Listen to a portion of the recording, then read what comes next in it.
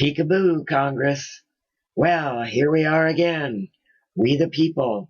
Those pesky patriots who just keep seeing something and saying something every time you turn around.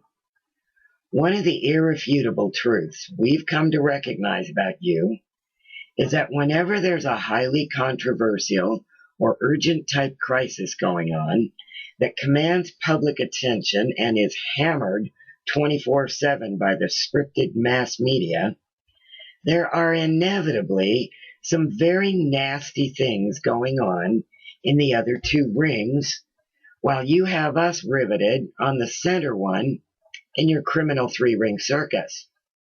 Sure enough, this time's no exception. Let's take a look at just some of the nasties you're working on while you think we aren't paying attention. Some of it is directly connected with the Syria show, which we have to tell you, we are getting mighty sick of. While your star liars are busy making utter asses of themselves, that would be Kerry, McCain, Graham, Boehner, and the prancing puppet in the White House, heretofore to be known as the Five Stooges, lamenting over and over again how the strike would just be small, short, in and out, and definitely, no boots on the ground. Well, U.S. troops in Fort Hood received orders to deploy to Syria. That was reported by the Daily Rant on September 11th, 2013, by Dan Bubelow. For those who didn't see the article, let me read what Mr. Bubelow had to say.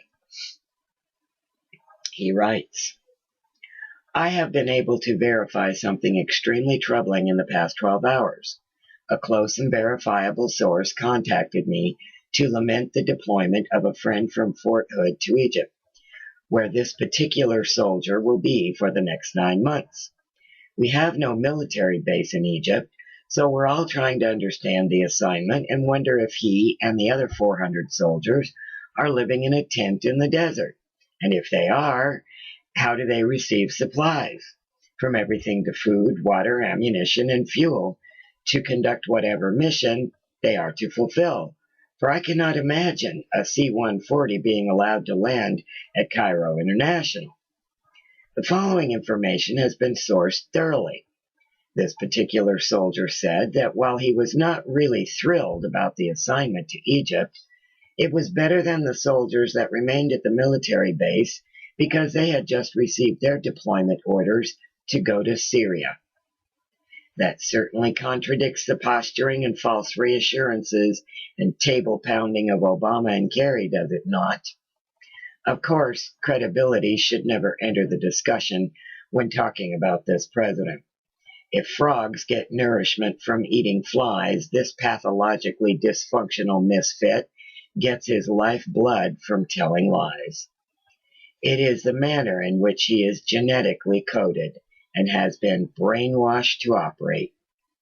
The courteous words chosen by the media due to the vomit coming from the State Department is that the people involved in the civil war with Assad in Syria are rebels and the opposition, when in fact it's a collection of warring tribal jihadists composed of Hezbollah, Hamas, Al-Qaeda, Ansar al-Sharia, Al-Qaeda in the Islamic Maghreb, and the Muslim Brotherhood. Remember them? They're the group the Obama administration enabled to take over Libya and Egypt.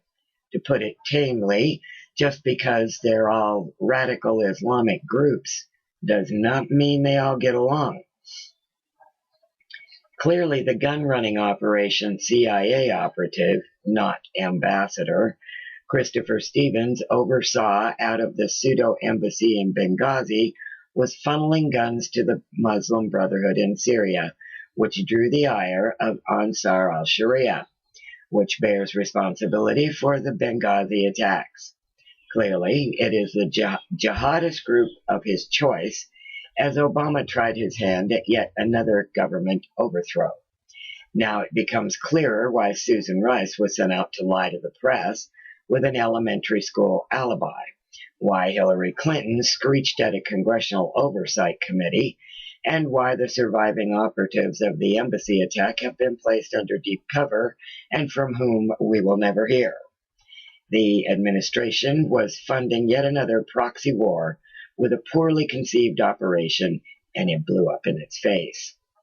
Obama and Kerry have operated under the misconception that Americans are too ignorant to realize other sophisticated G7 countries have intelligence gathering techniques that rival or exceed ours, and that is why the likes of Great Britain, Russia, Israel, and Germany, among others, summarily dismissed his intentions to attack Syria at the G20 summit in Russia last week.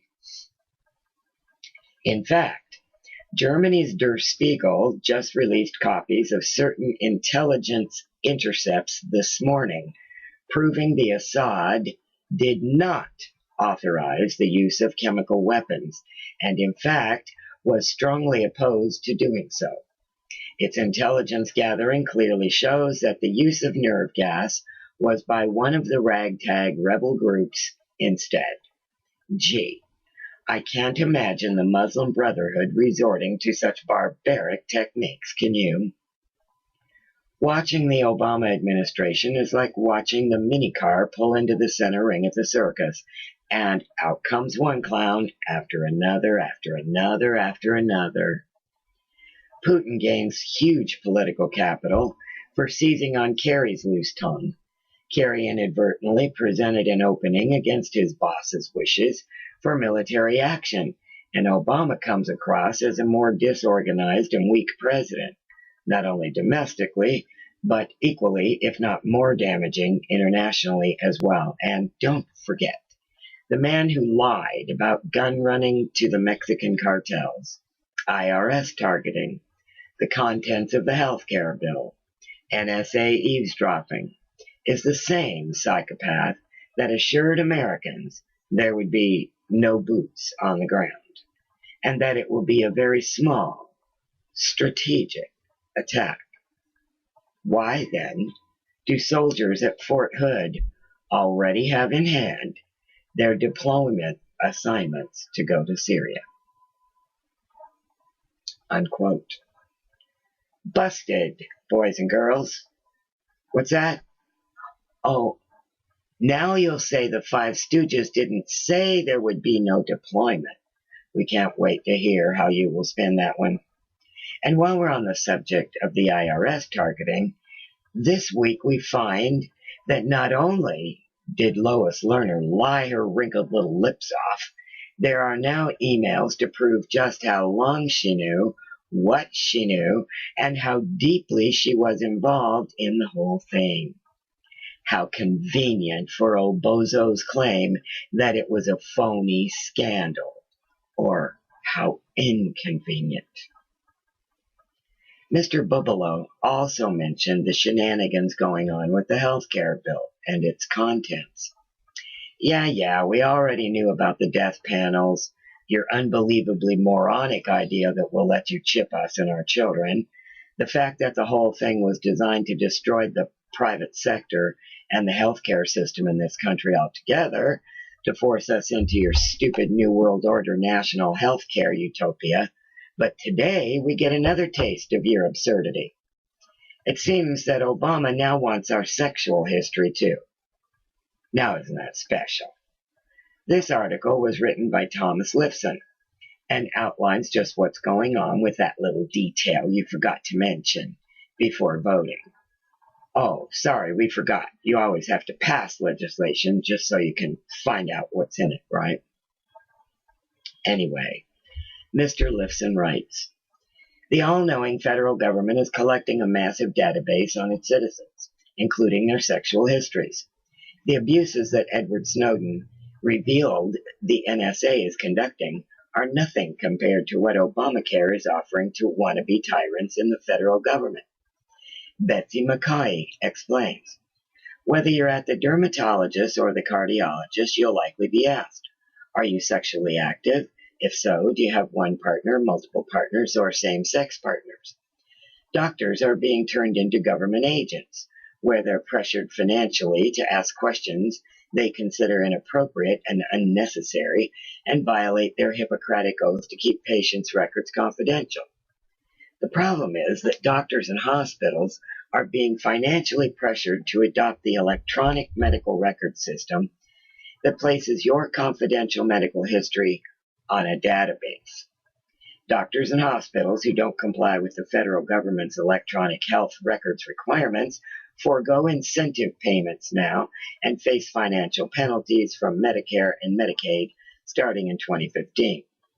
The Department of Health and Human Services has already paid out over $12.7 billion in incentives to doctors and hospitals. Maybe you trust the bureaucrats to not spend their time looking up the sexual histories of people they know, or people who are inconvenient to their bosses, or people the president identifies as his enemies, but I don't.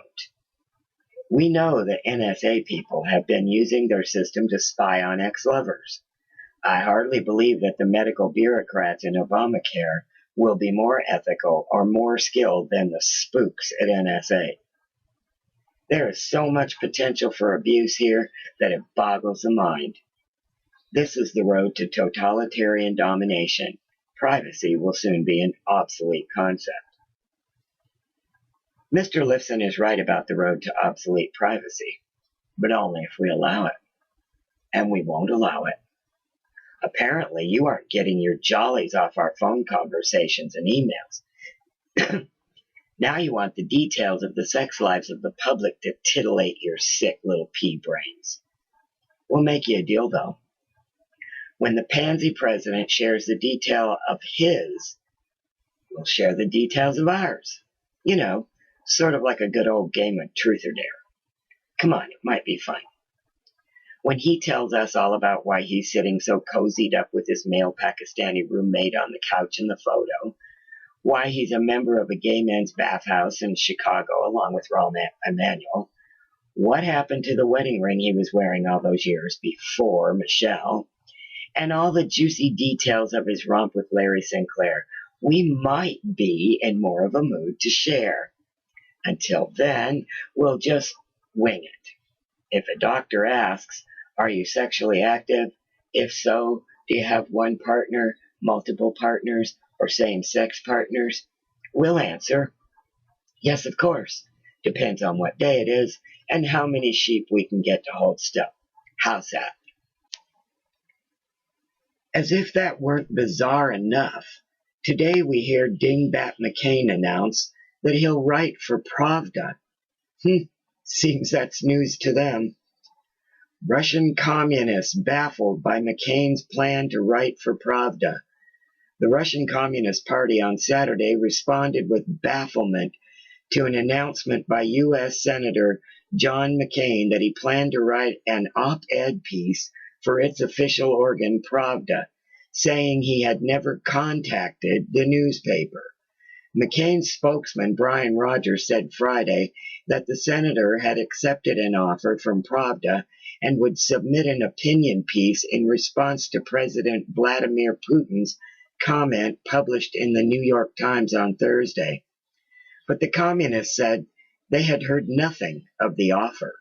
There is only one Pravda in Russia. It is the organ of the Communist Party, and we've heard nothing about the intentions of the Republican senator. The editor of Pravda, Boris Kamatsky, wrote in a statement on the party's website. Communist Party leader Gennady Zyuganov also told the website that it is surprising that McCain did not bother to inform either the leadership or the party or the editors of Pravda. What an idiot. And speaking of Pravda, in January of this year, the Russian publication Pravda warned Americans, never give up your guns. Naturally, the people of Europe would know firsthand what happens when only the dictators and their thugs have guns.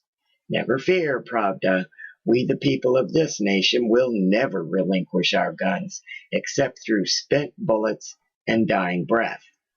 We don't care what so-called laws the corporate thugs in Washington think they're going to levy on us, and we also don't care what worthless pieces of paper they call treaties with the UN they sign either.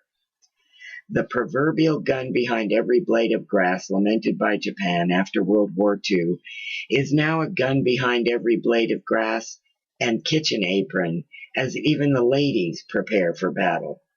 You can buy up all the ammo and attempt to buy up all the guns we haven't yet purchased. But you forget, we're Americans, some of the most innovative and downright creative people on earth. Where there's a will, there's a way. And you really do not want to put us to that test. So on to more backdoor nasties. It seems that Congress, while sucking the corporate tit, has been busy passing legislation that allows Monsanto and other genocide by genetic engineering companies to continue poisoning the American people, destroying agriculture by rendering the soil unable to produce, and all the while get away with it by refusing to label anything. Another author writes, "Doesn't anyone in Congress know how to write a bill? It should go something like this. For anyone to give bribe money to Congress from the pharmaceutical or chemical industry, or receive it in Congress to influence a bill in the company's favor, there should be a mandatory 25 years in prison without parole." I think they did write a law on bundling, bringing in little brown bags of money to influence Congress. Don't know the outcome. How do you prevent the people from being poisoned? Don't these people in Congress know their families will be targeted as well? Or they don't care? Well said. Today, Joe Biden says, "I'm going to say something outrageous." We say, "Oh, come on, not again. Everything that comes out of his mouth is outrageous. Give us a break." This time, it's about sticking up for the gals, though. Vice President Joe Biden Thursday blamed conservative Republicans in the House for slowing down the reauthorization of the Violence Against Women Act, calling them a Neanderthal crowd, out of touch with the problems and realities that women have to confront in today's world. "I'm going to say something outrageous," Biden said. "I think I understand the Senate better than any man or woman who's ever served in there, and I think I understand the House. I was surprised this last time, the idea we still had to fight. We had to fight to reauthorize." What a boob, no pun intended there. What he didn't say is that he wasn't trying to reauthorize anything. He was trying to add to it. In fact, he wants added protections for lesbian, gay, bisexual, and transgender community and illegal immigrants. He added insult to injury when he went on to say, "It makes a difference with women in the Senate," he said to applause. It does, man, because they go and look at all the rest of those guys in the eye and say, "Look, this is important to me." Hold on, back up here. Is he saying that all the women in the Senate are lesbian, gay, bisexual, and or transgender illegal immigrants? Holy cow, that would explain a lot, wouldn't it? Then we go from buffoons and baboons. Yeah, funny, the word for a troop or a group of baboons is a Congress, but I digress. Anyway, from buffoons and baboons to fascists. Now Diane Feinstein wants to redefine the word journalist in regard to the First Amendment. Senate committee passes shield law defining journalist. Journalists who clamored for a federal shield law to help them fight off legal battles to protect sources have reason to cheer. Last night, the Senate Judiciary Committee approved a bill that would shield reporters from people like Eric Holder and the Department of Justice. But that depends on the definition of the word journalist. Diane Feinstein wants that to be a rather exclusive club. Journalists and bloggers who report news to the public will be protected from being forced to testify about their work under a media shield bill passed by a Senate committee Thursday.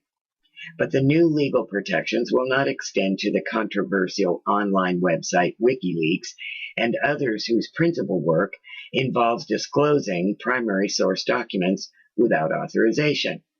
Senator Feinstein, Democrat, of course, from California, insisted on limiting the legal protection to real reporters and not, she said, a 17-year-old with his own website.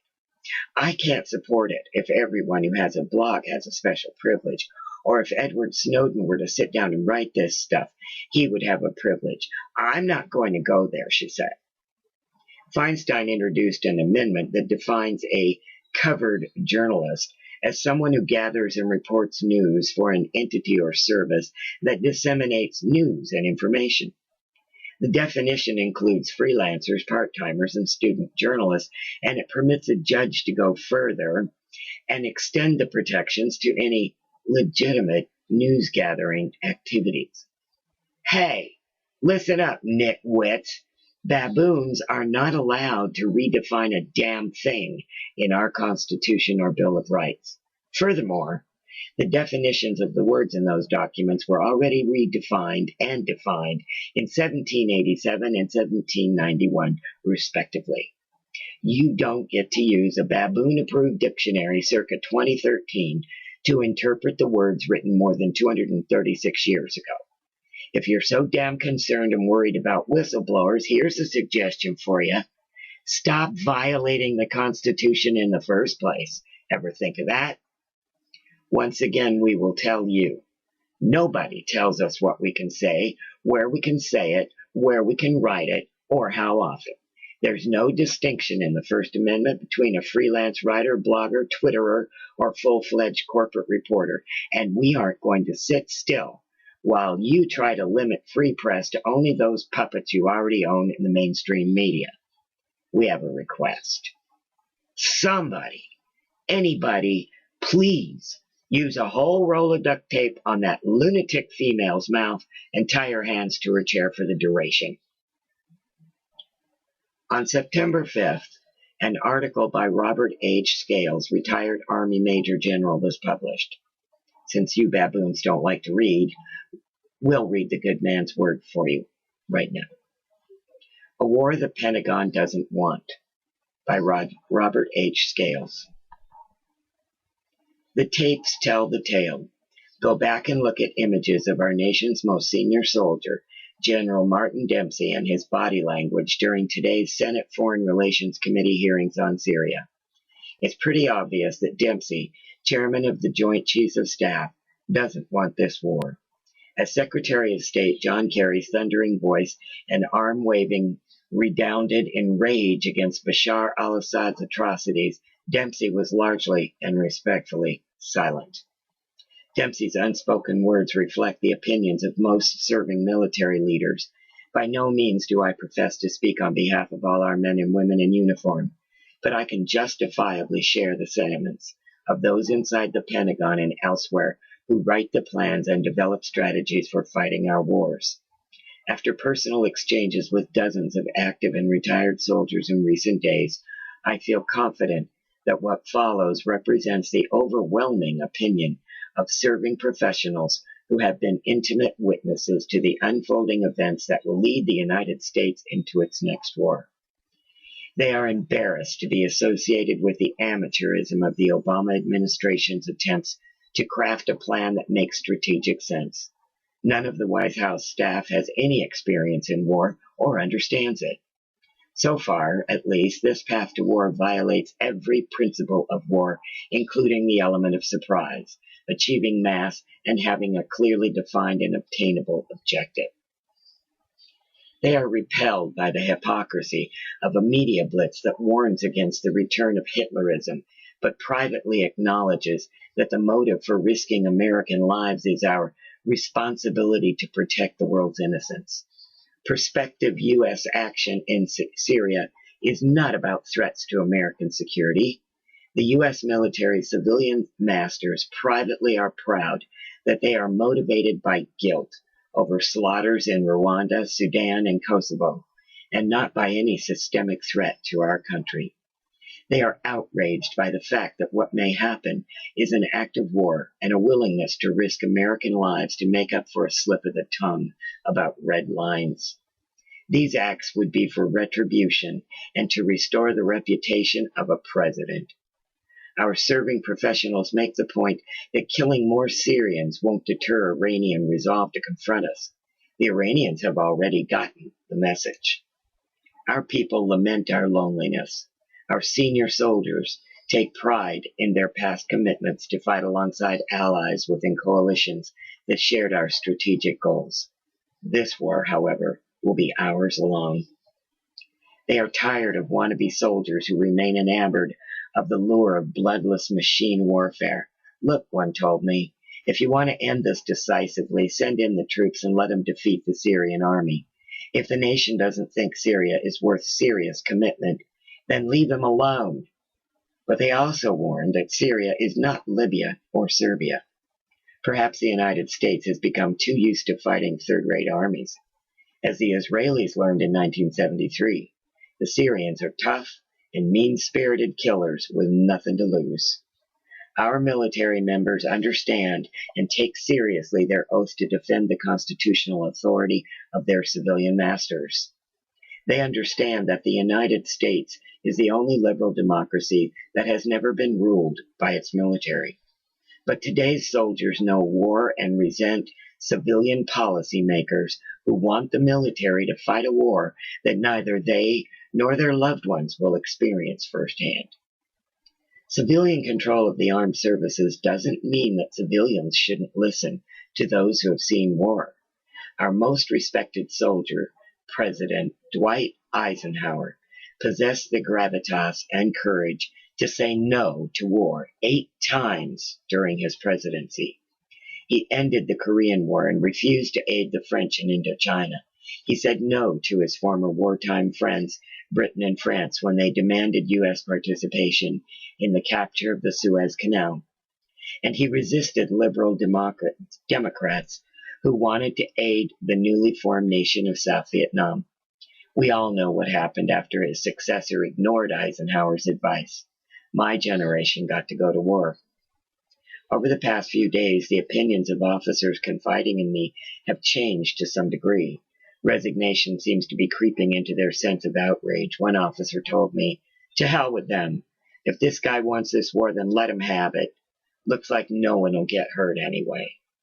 Soon the military will salute respectfully and loose the hell of hundreds of cruise missiles in an effort that will, inevitably, kill a few of those we wish to protect. They will do it with all the professionalism and skill we expect from the world's most proficient military. I wish Carrie would take a moment to look at the images from this week's hearings before we go to war again. And then today, there was a Military Times survey. 75% of troops oppose strikes on Syria. It's always a good sign for an empire's fortunes when the commander-in-chief of the armed forces completely loses the confidence and trust of the troops. Why, we have all seen various polls demonstrating the general public's complete opposition to unprovoked military aggression against Syria. I hadn't seen a survey focused on military members until now. The results are not good for the establishment. From the Military Times. To the list of skeptics who questioned the need for airstrikes against Syria, add another unlikely group, many U.S. troops. Quote, "I haven't heard one single person be supportive of it," unquote, said an Army Staff Sergeant at Fort Hood who asked not to be identified by name. A Military Times survey of more than 750 active duty troops this week found service members oppose military action in Syria by a margin of about 3-1. The survey, conducted online Monday and Tuesday, found that about 75% of troops are not in favor of airstrikes in response to reports that the Syrian government used chemical weapons to kill civilians in that country. It seems the American people agree with the military. As we find out today, there is a petition up on the White House petition site which asks Obama to give his Peace Prize to Vladimir Putin. Now, we think that's not just a good idea, but the least he can do after making us all look like preschoolers on the world stage. Besides, when you compare the two, you've got to admit, not only does the Russian president know how to handle and diffuse a volatile situation, the Russian people know the difference between a real man and a sissy boy. We the people know the difference even if you empty suits in Congress don't. But since we keep having to show you what we see and explain the Constitution and read for you, we might as well illustrate the difference. As a young boy, Putin was serious. Young Obama was a pot-smoking clown. Putin has a black belt in judo.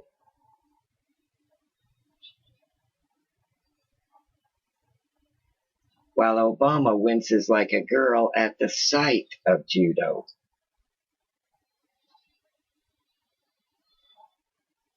Putin rides horses.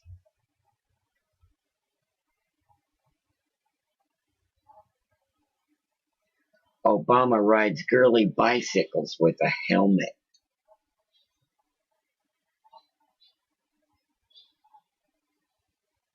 Putin plays with loaded rifles.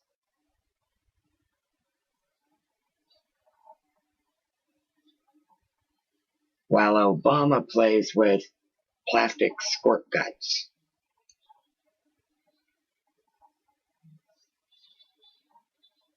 Putin power swims in cold lakes.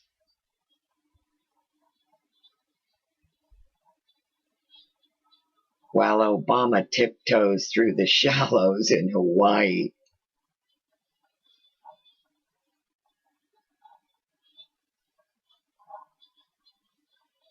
Putin drinks his beer like a man. Obama, with pinky extended and eyes shut, drinks his beer. Obama drives Formula One race cars. Oh no, that's Putin. Obama, well,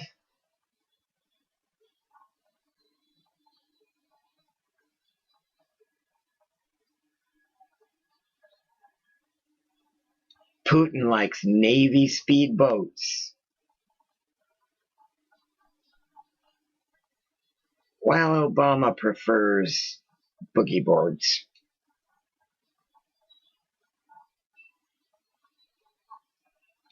Putin is muscular, which might be an understatement. Obama is a skinny-legged runt, which isn't.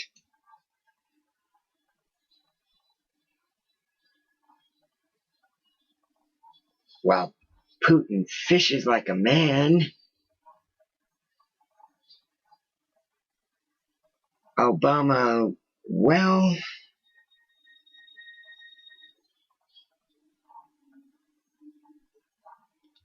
Putin controls his dog without a leash. Obama's dog walks him.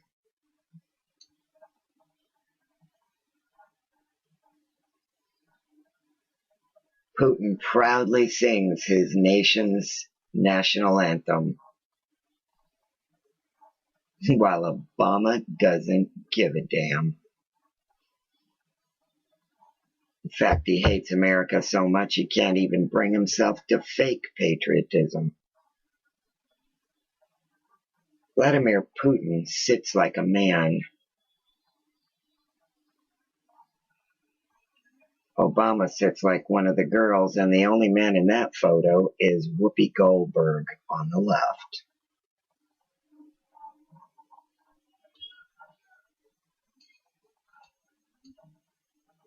Putin displays the eye of the tiger.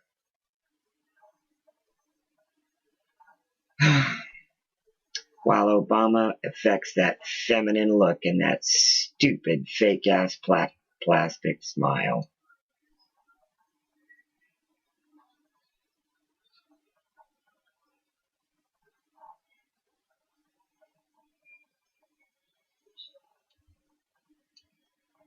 Putin looks China's president in the eye. Obama bows like a weak dog.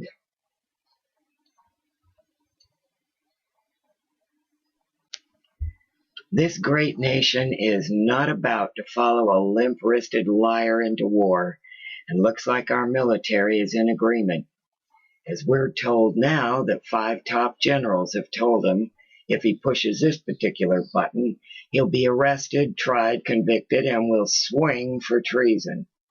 And if you don't want to swing too, you'd better start reading that Constitution with the right dictionary. Although we suspect that if some of you don't start doing a Snowden imitation pretty soon, you'll swing anyway, as your complicit actions keep coming out and being exposed. Time is getting very short for rogue baboons to man up, or woman up as the case may be.